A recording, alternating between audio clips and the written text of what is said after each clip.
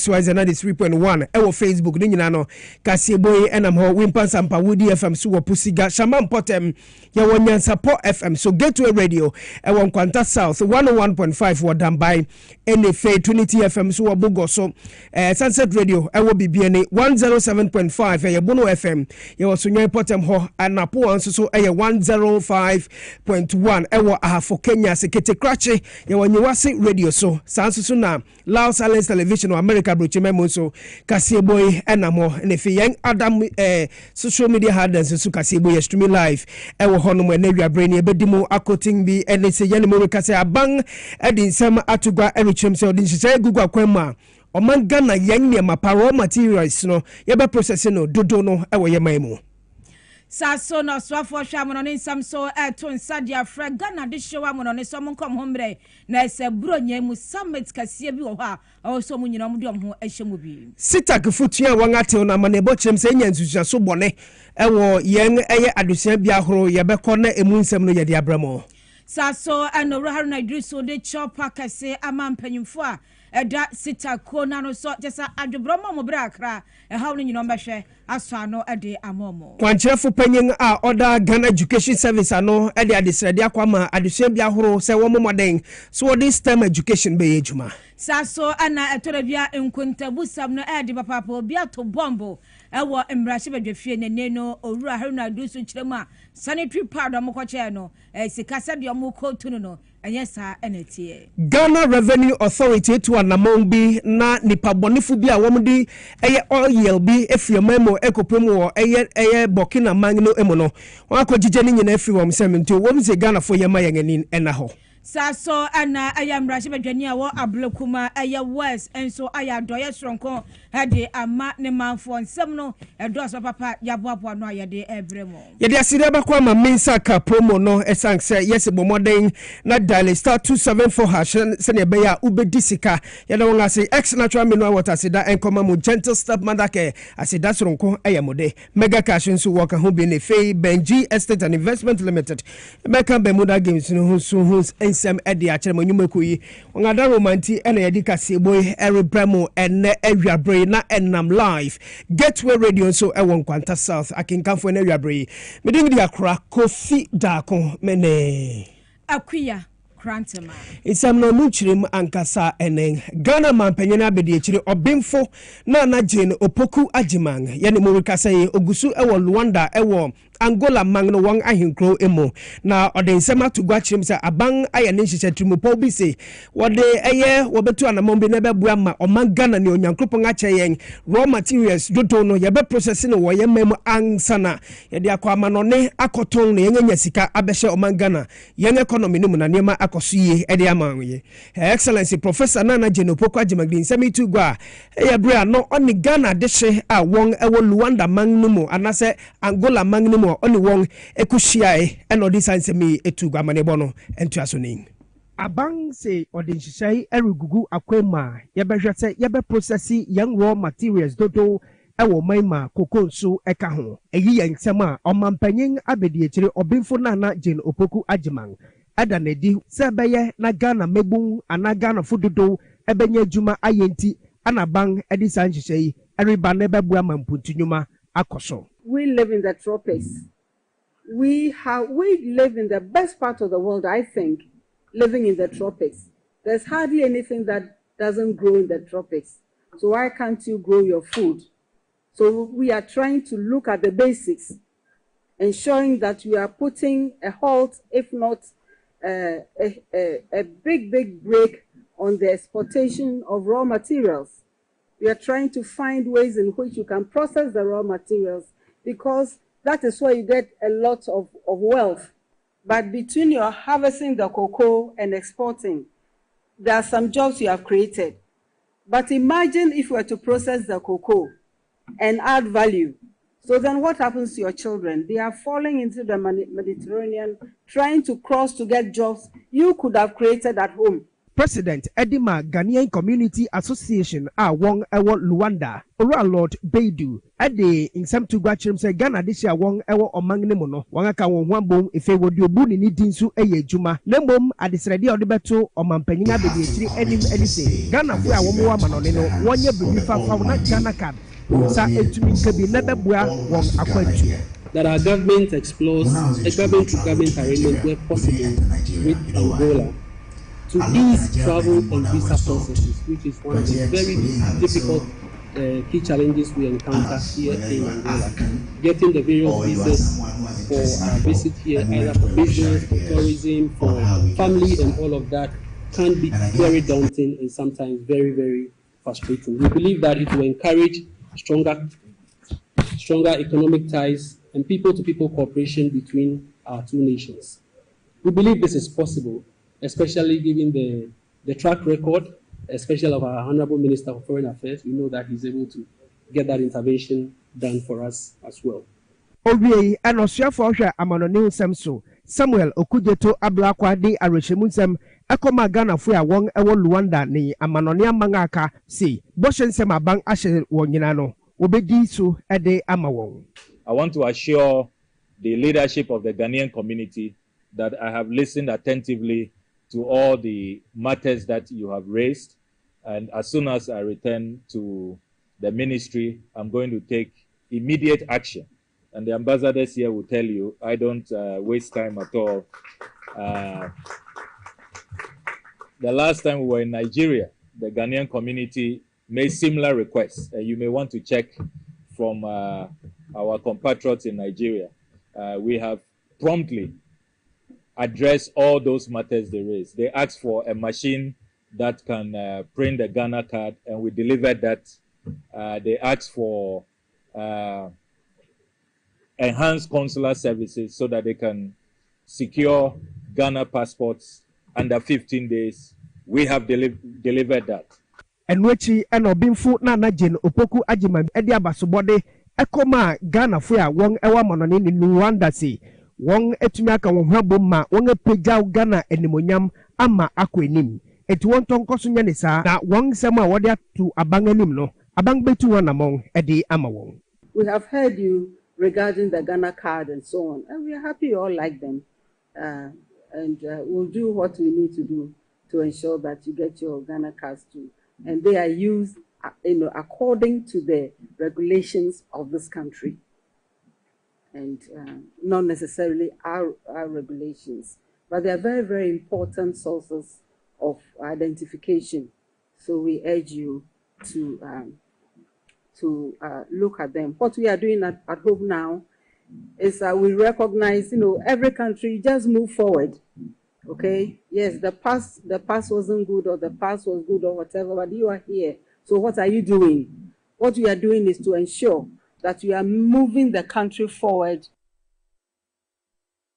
Enti eyi eyenia akoso ewo eye Ghana fu a won ewo eye Luanda eye Angola fu won capital. Woni Her Excellency Professor Nana Jane Opoku Agyeman intem yedi ho amanebo abremo. Ya twaso na yakọ ensam no aswa na Ghana swafo hwe amonone ensam so yewura Samuel Okujato Ablakwa so astra Ghana fo wa amonone ene tese bebia se Nyankopon aya adoma se afi bronya no ebeye de papa enya asem kuma eninti no wo to nsa de afro bia so bia mbra me contribute se be no man no ebetimi akonkan no kirema na se Nyankopon aya adoma 19th ekwapem aye 20th December no Ghana ewo dwumadi stronko se da obi anima osie nyina ye bi eno no ye Diaspora Summit say omode ahye December busumi no emum na ne nyina ne betimi aboa na Ghana enyoma hodo ose to adwene ho na omane ekonka netimi akwaso nsema yewura Samuel Okujato Ablakwa ade tu dwa no ebi eni. To always return home. We have the Diaspora Summit coming up on the 19th and the 20th of December, under the auspices of President Mahama and Her Excellency Professor Nana Jane Opoku Agyeman. And they would love to see all of you. It's a grand homecoming. And I am the Chief Ambassador marketing the Diaspora Summit. 19th, 20th December, just come back home for Christmas and let us reunite and prepare to have strategy session that would translate into meaningful impact as we reset our country. At the last cabinet meeting, we discussed a diaspora bond so that all of you who want to invest, we can have a defined medium of investment. Na wei ayansam owura Samuel Okujato ablakwa de atudwa enu achi no ode abasobo kase pa ema Ghana de hia se ewo eye Angola se wo hwa dwumade sadio mu nyina eye na fe sadio mu ko manim no obi abɔ ne homoden ho na eyade so ani age se wo bua na Ghana din so no etimi akonkan. We want to thank you very much for the impressive track record. Since we arrived here, we have not heard from our counterparts whom we have been meeting that the Ghanaian community here is noted for any untoward conduct, or that you are breaking the law, or that there are prisoners who are being contained because they are falling foul of the law. But all we have heard are good reports that you are maintaining the good image of Ghana and you are following in the traditions of the Osagyefo Dr. Kwame Nkrumah, who a whole ceremonial street has been named after. And during the 50th anniversary, we also received communication that they cannot celebrate their 50th anniversary without honoring Ghana. So they honored the Osagyefo Dr. Kwame Nkrumah. Then they also honored Kofi Annan, who, as you know, the first Black Secretary General of the United Nations. They say that their peace and security architecture they are enjoying today is because of Ghana's contribution. Na owura Samuel Okujato ablakwa ene yetiye. Kasiebo no so nko umesia nsemo esanse nanse na sitakfo eye Colleges of Education Teachers Association of Ghana ede amane bobai na o se wangati wetua esanse o se kwanga eye gitekfo no wom nam so no kamia se wo hwa enye enunti na wangati wetua no eye sikasem eyi na nam so nti na no amane boy bubobai ni ne de yara no abedi adansi se you eye nya nsusu so bone ewo yen teacher trainees won colleges ahoro a ewo omaimu na enam so mami bakwana sabia bakwa ono no ye Student Representative Council President Edima Holy Child College of Education I was second D leading Eddie Felix Mensa HM say e was bang otu anamon na ohwe won akyerɛkyerɛfo won sem no wotimi nka ho asem ifama esan say na abai no enya nsusuaso bone e wo won ade kyerɛ ene fe adesua nsem so. It's really disturbing us a lot with our studies, and you can see from this morning we went to class, but lecturers are not around. And we have encouraged ourselves to study in groups. So we are helping ourselves to study in groups. And other sisters also are helping others in various courses. But we are hoping that it will end early so that teachers will come back to campus and help us in our studies. Okay, it really affects us a lot, the previous strike. And we are hoping that this one will not take much longer as the previous one. We are pleading that stakeholders will come in so that the demands of the teachers will be met so that they will come back to campus and help us in our studies. Enwechi otitire ne edima sita kuno ewo Holy Child honomo ne den ede Habib Bipembi ede nsema to gwachem se wo mo de sa strike wonya da kopim saban ebeye ne aworhwehwe no ama won. We work the whole year without break, and they were supposed to give us some allowances. They agreed that they will even give us. They never did. Then we have some top-ups. 2001, 2002, they paid us some top-up, book and research allowance top-up. But they didn't give Akrokere. That one is for only Akrokere. But 2002, 2003, book and research top-up, they're supposed to give us, they didn't give us. 2003, 2004, the same thing, they didn't give us. And the last most important one is downgrading some of our colleagues with masters to principal instructors. These are the main things we are fighting for. They will promise you today, they will do it tomorrow, they won't do it. So that's why we say this time around, not until they do it, we are not laying down our tools. Eyi ayo penny Bipembi oye sitak for one chairman ewo Holy Child. na yadasoa ewo sitag ensansam no eso na jese owura haruna idrisu abmodin ese one mpanyimfo a eda sitag no anim no akwakohia to adwena ne nsem nyina yetietia odi adesede na emma mu chopa pass Ghana ban epo mu cho adwuma mu ye no Ghana ban anitua na onim se mu ye adwuma pa de amma ma na so mo mboa nso no Ghana man no ahia pa eni ntidia esie bia no eyade a osre so mo nsanko back to classrooms na omoma ba no be na watwe mienu na ebedu sabre no na ban modern aihye na nya wosa ban no eye bia no watimi aye de aban betimi aye de abo mo no oben pepesa de amomom na osrese base bia se de bia atweta na bibia je se strike anya de a ebeboa na Ghana homasua na so memu ni nyina akora no etimi atumpom ewo okwan bia so okirem sa wohwa na se issues bia baye na National Labour Commission for ni ade se modern kasa ye no mkirem so won award sa nyema ekọ so no de ama sitagna na wo se wo nyina mtena se no mtoato adwenti o ma stress o nhwe na se abano abano ne wo so ye eboa sitagno aban be sa pepe de abanti wo sre we no eya adwobro eya o chepa ekotodwe egufam se sitag mpanfo ntie ndo ne o ma hia ne o maka nyina wate obe sa aban so so bete na de wo sa aban no aye no waye de abomo yegusu jina humashia mo esanse Director General Eddie Magana Education Service eyo binfo Ernest Kofi Davis eno de ofre akwama eye adusian bia horo a ewo mamuse wo modern so betumi invest in efi abanso fa ni sika emehye bi se science, technology, engineering and mathematics education STEM no wonfa wo hunyemu bi na entumi emwa opanini nsema ode atoga no se eno betumi aboya schools ahoro na efi adusianfo esanse wo wi a eno beboa wo ma wo mbanya adwuma ayentem sinse wo transe abang ebema won ejuma aye onam so biom sande adesrede erikwa masi enema horo so abang ederebu adesuanfo a wo memo ne fei adesuan bia no ye de niema ne ma won a eya won hwe won kra ne ye opani di nsemi tu gwa braso ya wo mo hwe humesua nsem so edi niema bi se ekochiche schools ahoro be e won kran. We expect this to translate into quality teaching.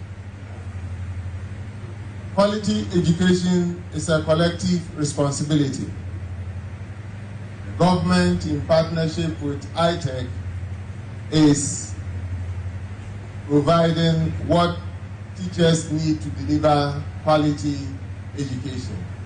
Now is the responsibility of schools to show returns on investment by making sure that this investment translates into quality learning outcomes.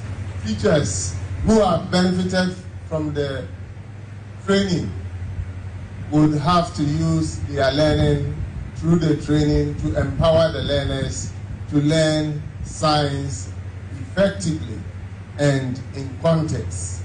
I don't expect to hear rote learning, teaching out of context when we have supply the tools teachers need to teach in context. And a Chief Director our Ministry of Education Lydia Esuya so echirem say eye colleges makoma kana sa de so bia makoma eye eduno akron ai wo omemu mensi ahoro nyina mu no titiro nkramantama na ye ne mu Erika sei no ye de niema bi se akoche won ti wo modern so betumi akramu ye. What we are delivering today is therefore not merely a logistical activity. It is a strategic national investment. It is an investment in the imagination and creativity of the Ghanaian child. It is an investment in our teachers who are the drivers of transformation in our classrooms. When effectively utilized, these tools will ignite curiosity, build confidence, and inspire future scientists, engineers, and problem solvers who will lead Ghana's development. Let us remember that STEM is not only about laboratories and formulas. It is about nation building. It is about empowering our children to create solutions to real problems, from food security and climate resilience to healthcare and sustainable energy. na yadasoa ewo education sansemen misa ben eba no se ben na mbiawo masua enka akire no mbetimi birbia akọ school no eninti aba no aye so beto so na sanitary pad that is abosom emba no behia schools e de asiesio mo kama se ben na so omukọ afikyira enya no nti ometwe mo afi adesua mu no aba no aye ne sai pepe na jese endura yenkoda nkọ sori a na owura eye asefua Vincent ekọ asefua amodin jese minima se fans no person jo se person obi atenenka ne person asofo atenenka se okasa e wo mrahye bedwafio asori se jese eye sanitary pad sika ban no e de aya na sa ban ne kire se waye no yesa se wa to tunyo nyina basa abububu nsam no kom ne nemu auto ne sra basa de apete wo sa na wei na owura haruna idrusu a oyo soafo hwe humasua nsam so no aba bonten na wakyerem se nsama owura eye ekwo asefo eka no sabio eye twoba nkuntabu ne nkuntabu no jesa ye dia ye de calculator ne ade atoto ho se de jesa ye masa nkasa nkuntabu dabi no twoba afo nkuntabu na se waye ne sa basa ade amagana sansa mas no ebia wanhye dante ase figures no wanhu se do be ka kade asi ani a wane basasa ade amagana na chese wato no bopa akire mu ensem owura haruna drusu ekaye no mama yentie bi. A colleague of mine arguing on sanitary pads chose to do chop bar arithmetics. He just took the number of 6.6 million first bites of sanitary pads supplied and came to the conclusion that government was procuring sanitary pads as 45 Ghana cedis. Mr. Speaker, that is palpable falsehood. The total number of sanitary pads being procured by government is 12,208 at 292 million. Not for him to just take 6.6 million and divide it by 292 million and come to the conclusion that one of it is costing 45.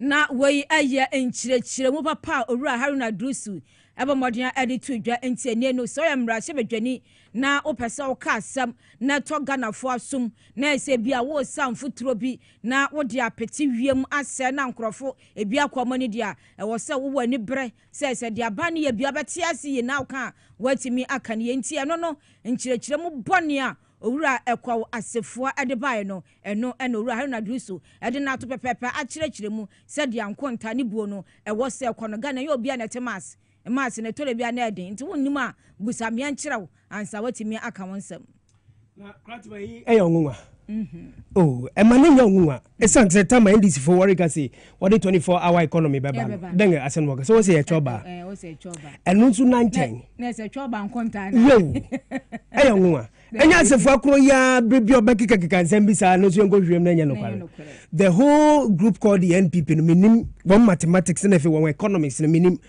Mamudu ba umia na nkasa alaji Dr. Mamudu ba na nkasa na ulidi wong no na nkasa ni nkota semeti den yede Ghana shani sa economy na den ndi we ya ngunga so wo da so hanka bia dollar no ejina beye 30 cedis yo me ya nyame ngunga esanse na social media so one of their communicators they are to if you say pardon no kra no so there's a scandal say den asan haka no say I just don't know yo is that initiative.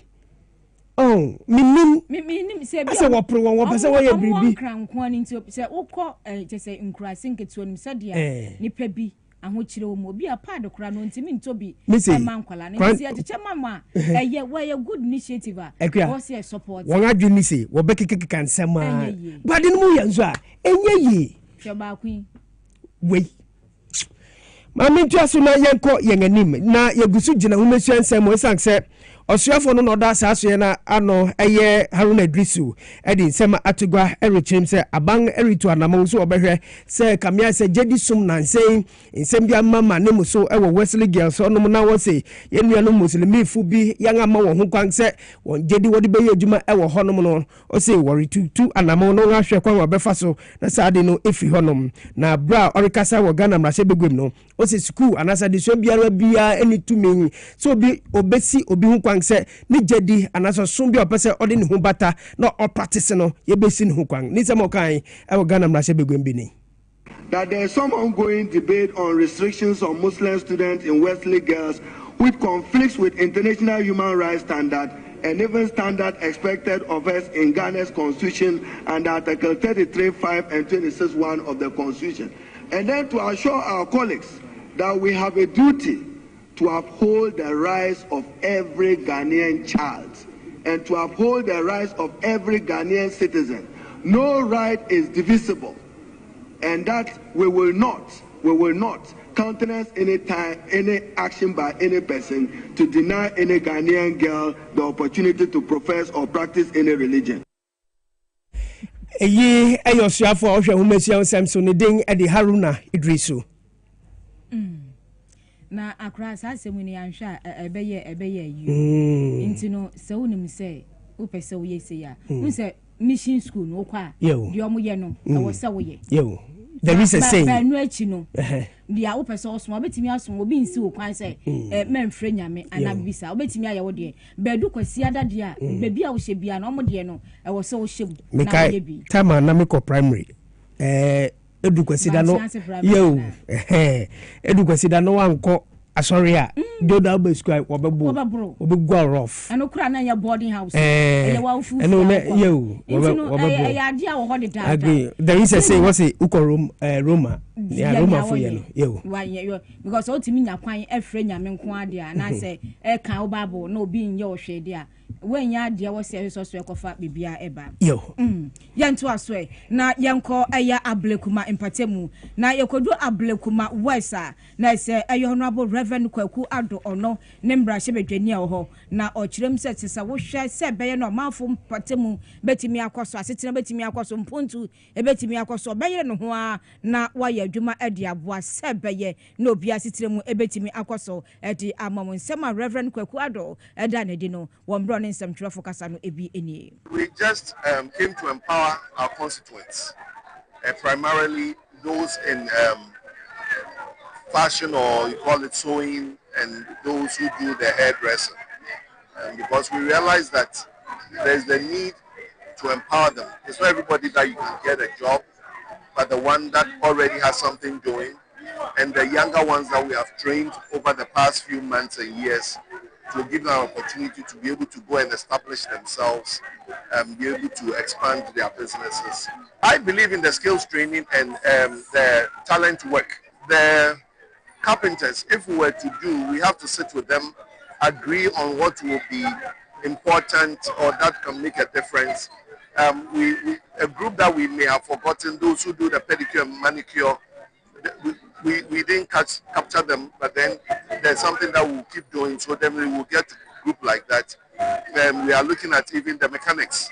You know, if we could get somebody completing their training, if we can get them a toolbox which contains the primary tools that they need. So we will look at how best we can keep empowering the people. You see, in Ablekuma West currently, we have about 70% of our population is youth. And the way we figured is that it's not everybody that can get a job out there. But then when they can be trained, the good thing is now we have one of the best technical institutions in Ghana, in our constituency, which is a New Century.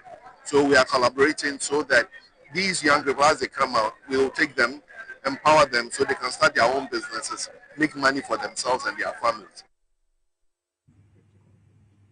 Na we aye Reverend Kwaku Ado Adoya oye de aboa ne mpeso asofo ebi na wote enu achi no na se aye Honorable George Kpakpo Alote ono ne aban anamusini ono nso nya kwanja na nsam twrofo ekasa o kirem sa wo hwa na ma omutu de aboa na wantimi ankosuko abesu adwuma se obi anya bibi aye beboa na se yemfa ye haw ne ade nyina no ento aban so nkasa bia aban me adwuma ne ade ntiwe no aye good initiative as omso aso a ebetimi aboa. I yet to appreciate our people, the NDC people in the Ablekuma West constituency. I think after the elections, we've not been able to gather. So this time our MP, Honorable Reverend Kwaku Ado, bought some few items to appreciate some of the constituents. Air dryers, electric sewing machines and other things, just to appreciate the grassroots for their work they did during the elections. So basically to appreciate what our people did for us during the 2024 elections. We are saying that it is to empower them. You know, these are people in this industry, and so this is just to augment whatever they are doing. And for those who have not received, we are also telling them that today is for these people, the other time will be for them. So everybody should have time for the system. NDC is doing well. Abikuma West, we are doing well. We hope that going forward,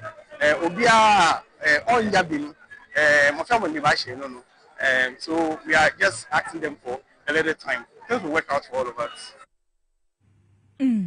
Na we no ayadia koso ewo Ablekuma West na enu achi no omo munya jesa achedie ni bi nso no achiro mani so campaign shas na party ba power no o share boy especially artisans no around Ablekuma West that say power nyame ya ndom no power ba bua ya artisans no.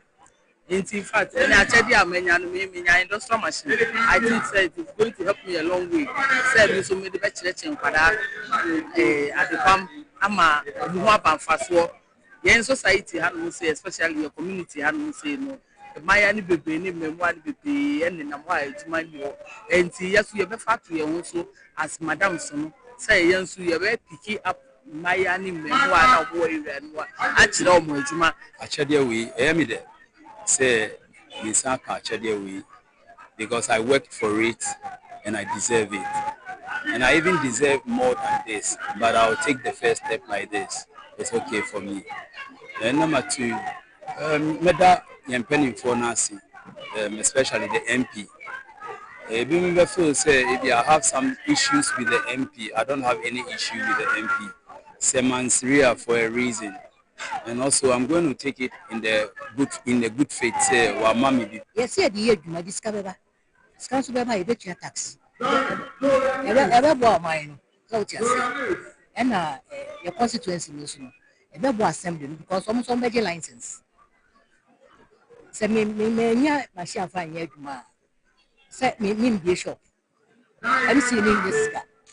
And man is on your tax.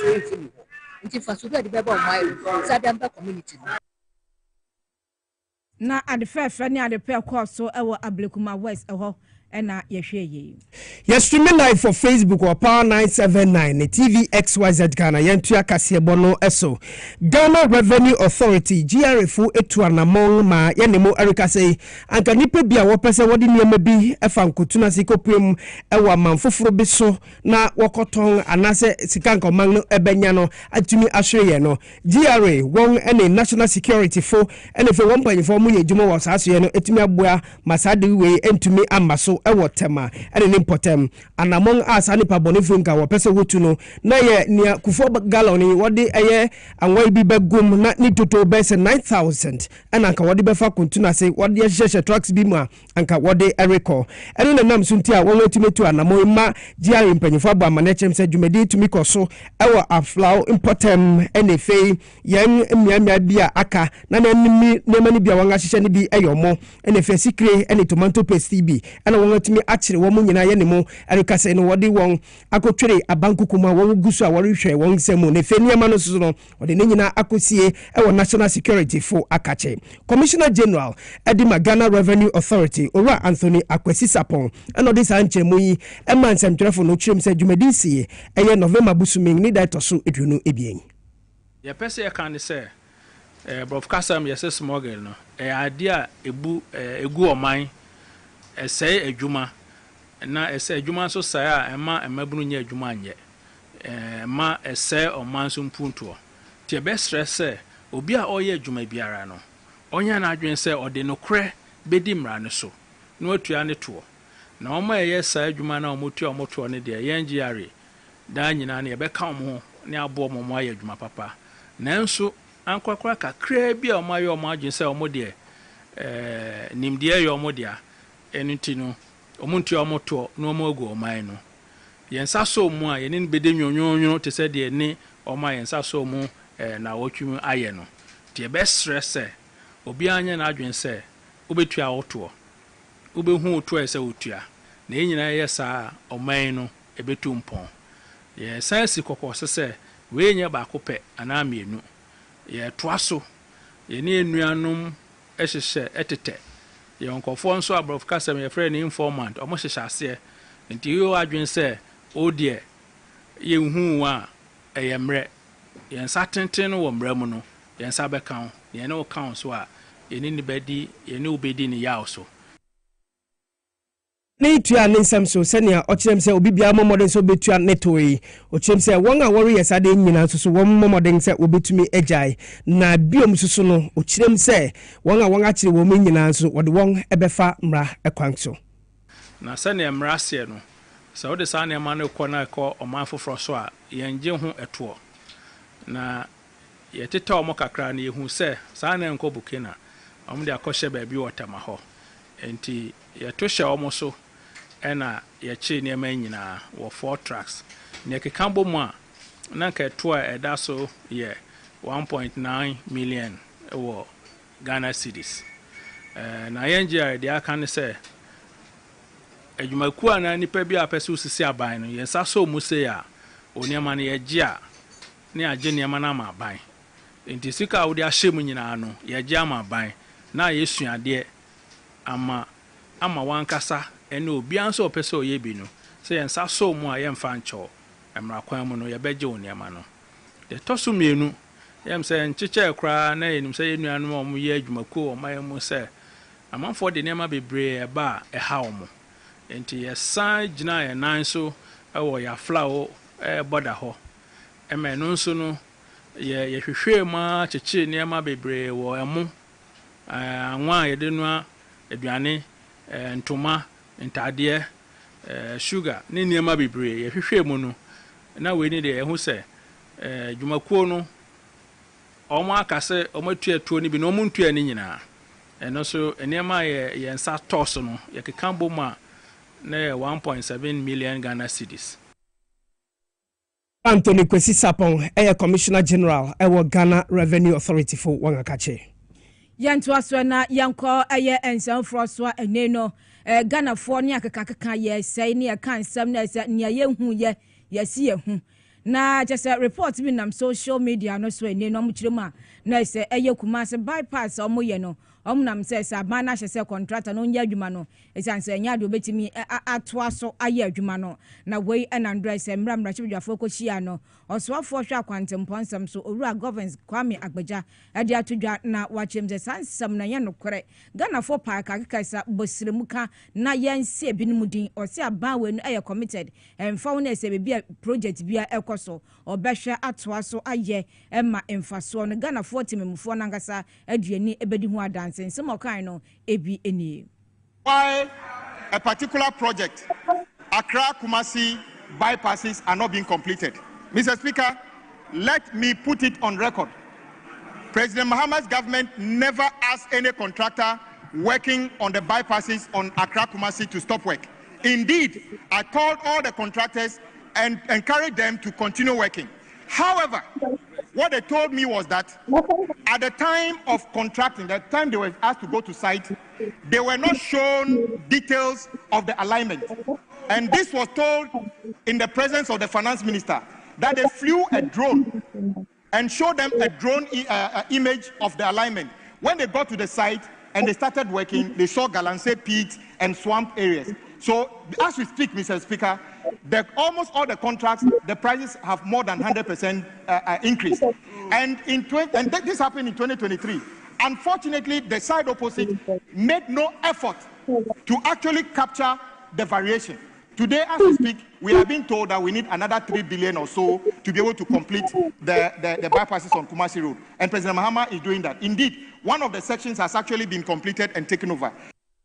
Na we swafo hwe kwantemponsam so owura governance Kwame Agbaja na yete ne nkenti wa post to ade a enam bebia esi be che sebra na bebia unya nsem be kirechima ni so beka so aban we by otata amanfo ma ye kan krofo kasabo e show mu yam nso enya dia eye nokore mame fast dan koma mega cash wom se mega chere se wonga shisha boxes no 1 to 6 into dial star 426 star 5 na ubetumi edi sika bese 10,000 Ghana cedis na shisha no me pacho yo bia wanya fisha du awotwe a na ubetumi di hu agemu be Benji Estate and Investment Limited wom se mega chere se pre Christmas promotion wo gusu gina 120 won sase ne bo no wonga tete so nia ewo eye Chopoli New Airport City a ebe eye Saglemi House no nebo no kan no na 35,000 sisi awade aba 25 into Kotobi ana obetimi edi 5,000 abeto ase na wetua ne nkakra nti ukuda ne miminde bia nso wode obekọ bia ensase ne won no wankasa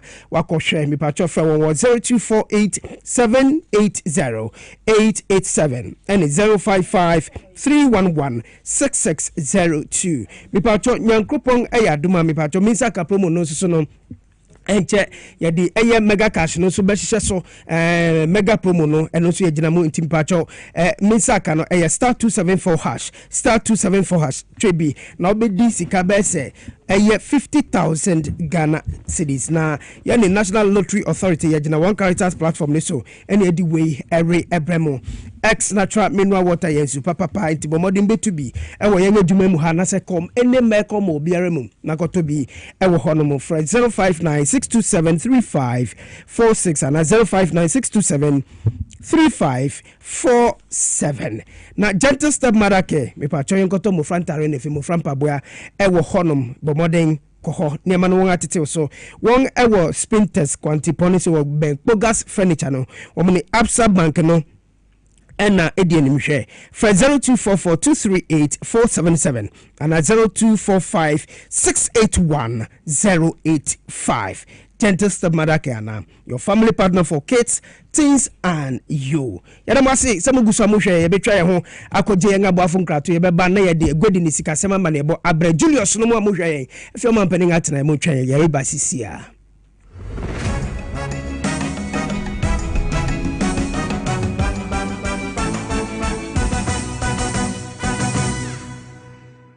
Na ede na ya obayi a oda forma so ne yafunu mu emunumuni. Oh Mr. Entry also yare ya titi be benfie pi nanso ne yemu nyono da se me chew no ahodo amato a me hunu hwe a ebe ya nwanwa. Menyi ni se what ulcer tamfo Haxa capsules any Haxa mixture yanum bom kotia ulcer no bia ma no anom anka ne ho ato no dadaada ulcer dro de eno ne Haxa capsules any Haxa mixture ankom ni nkyeremu ulcer ye kura eto yafunu ene ensunu mu etumi a wo yafunu ekeka wa wogire wo ho a enye ulcer etumi ema wo ye cheko ebra wadidi awie so how aye ulcer de a kope Haxa capsules any Haxa mixture nanum bom na ho ebeto pedudu atu a ko okanshi drug lane Kumasi Dani Herbal Takradi AA Mensa Anafre 02038228855 Apefo abatan ya woma won mofra no fo ene mofra woni mfie dumienu enka ho Haxa capsules ene ne mixture ulcer tamfo edie age adwadie nkrato yi atom.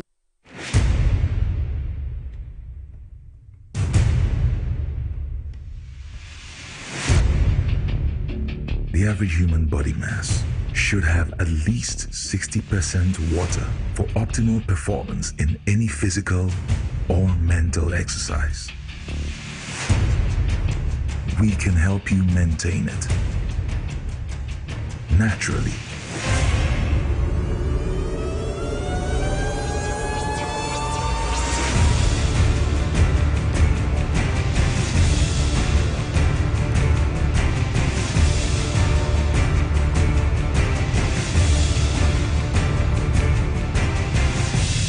X Natural Mineral Water.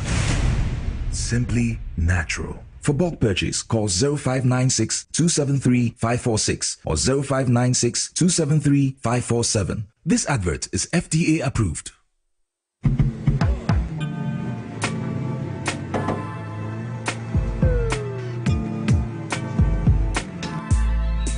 Welcome to Auto Check Vehicle Diagnostic and Licensing Center. I hear my car can be checked here without going to Accra. Sure.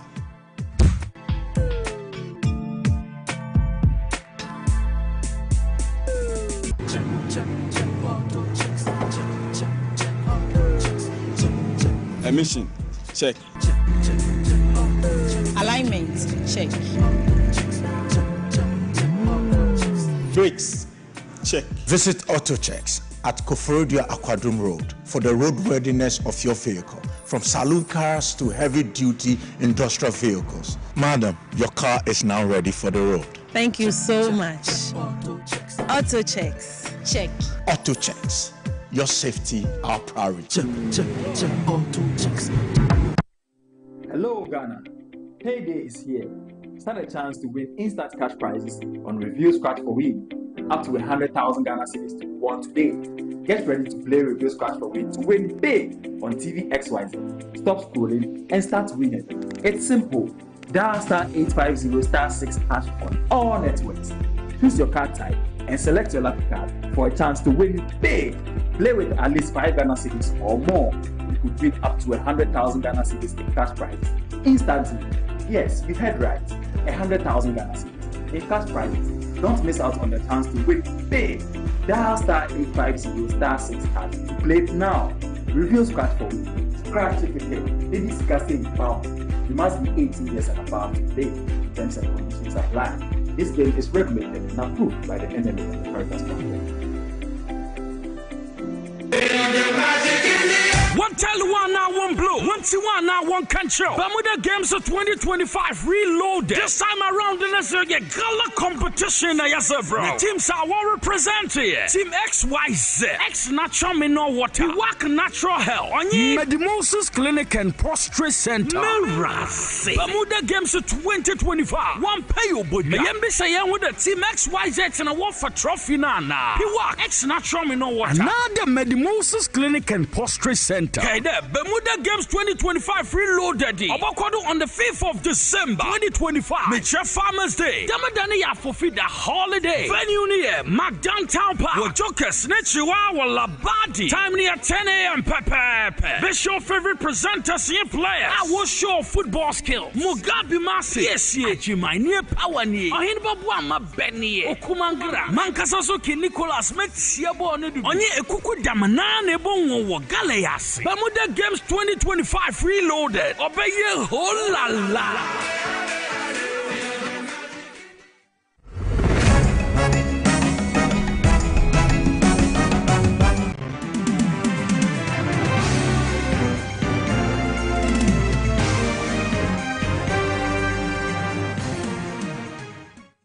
Amanebo na yenge drusui na adwa kwa chiwa betena se adwa kwa ba.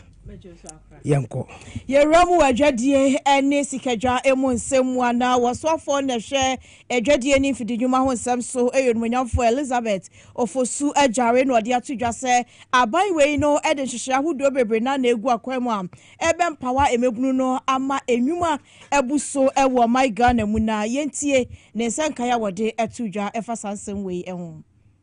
In this year's theme of celebrating the youth, the government of Ghana reaffirms its deep commitment to empowering the young people of our land.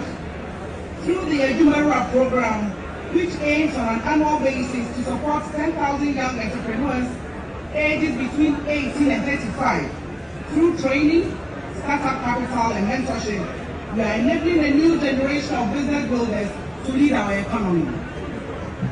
In tandem, the National Apprenticeship Program has been rolled out to equip young Ghanaians with technical and vocational skills in trades such as plumbing, welding, ICT, and auto mechanics, thereby creating pathways into meaningful self-employment.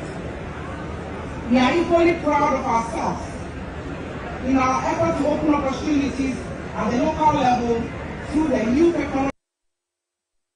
Saway ayo swafo awono ene ohwe agedie ene mfidijuma emu ensem so onmenyamfo Elizabeth ofosu ajare ene ode ensem wei ato eye edwa yenkopie mu ewogomoa ismantam no emu DC onpotam eyo onmenyamfo Margaret nana akomene wode atodwa se enche wo mu betintim board bia wo mo ba behwe ama enchene ho dwadie ho nsankaye ewogomoa isane ne mpotam etimi edimuye na enche so eye gomoa is expo no wamo ebepa eho entuma.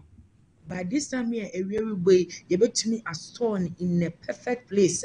Since we start doing now, and I tell you one channel that I able to me I yeah them great initiative saban bebe sumasan the stakeholders amanonefo who are waka bi o bebe so yasan na yetum ye dedam gomwa is sort board di begina e wo Ghana e boboan it will create more opportunity and jobs for the youth as well because enam say abanya bebo som na ye nkese youth no so wode won ho behim ni na bebre unemployment na ase ema ye mbabu wenye edwuma ye to be a process sort no na ye to be a store for the future use. Away a DC demand share womo ewo gomwa is and an important onmenyamfo Margaret Nana Akom and wade enchemu we ato eye edwa wasanso chirechiremu se nyame ya domwa na chese ya wada eyochna eye 27th November na chese eye gomwa akoti eno ewo gomwa is eho ena eye gomwa is expoi womode emunsem nyina ebetwa na ochirechiremu botaye tirimu ponti a womode sa edwadie program kesese ebehyehyɛ so since 1992 waji gomwa esi ho ebimba eda eno ane den eno ni gomwa is businesses artisans and investment expo botaya eda meniso and intimate them great initiative yade bagomwa and say etwenyi hwegomwa nyame adom nyama bebre yefan businesses say ya won sase asase samno enkonkoba ne say landguard issue and I sent to kwani adabi eya asase a so edwepa enti obifi amanone and outside Ghana now opese obaba invest into the district we have the lands available nipan oba now just away ayon monyan for Margaret Nana Akomono DC de madishia womo ewo gomwa is enen important mo na just say ye gomwa is expo womo de baba hwehwe so mun senkaye na wode atudwan mi gina we so na me de adwade ni sikadwa mun nsem ni nyina asi wo hanum se na akra kofi ene akua krantma de Kasiebo no atoaso Yada wase maminka vuma usanya nmi aduma December 5th 2025 yara busumi abesimi chese fida we yenganim ni na otwe da pepepe na yadi Bermuda Games no behyehyɛ so ewala Magdam Park 10 AM exactly. XYZ Broadcast Limited yanipi Work Natural Health and if Medimosis Diagnostic Center and if X Natural Mineral Water phone yadi behyehyɛ so ho nti mu mehia yen enkoje yenganu sada no Julius obebe Julius babebo machidom elefe abambofu amwo eye abankasi mu nyina mapanyiga tena adraba fo nyinara obia bebebi abe support me number 11 position no se ne onga fa ho kanti bra na ye hihye so na ye ngodi agro na bibia enye kama Bermuda Games exactly 10 AM 5th December akura mijinam etimumra hanom ne yebagina na edikase bo no nyina besi ede amamo enawiabre akinkanfo miding di akra lovely coffee da komise ushami wachiri hwa fame Mr. Kasongom ewiabre mene akuya grantima eda masima moniti anywhere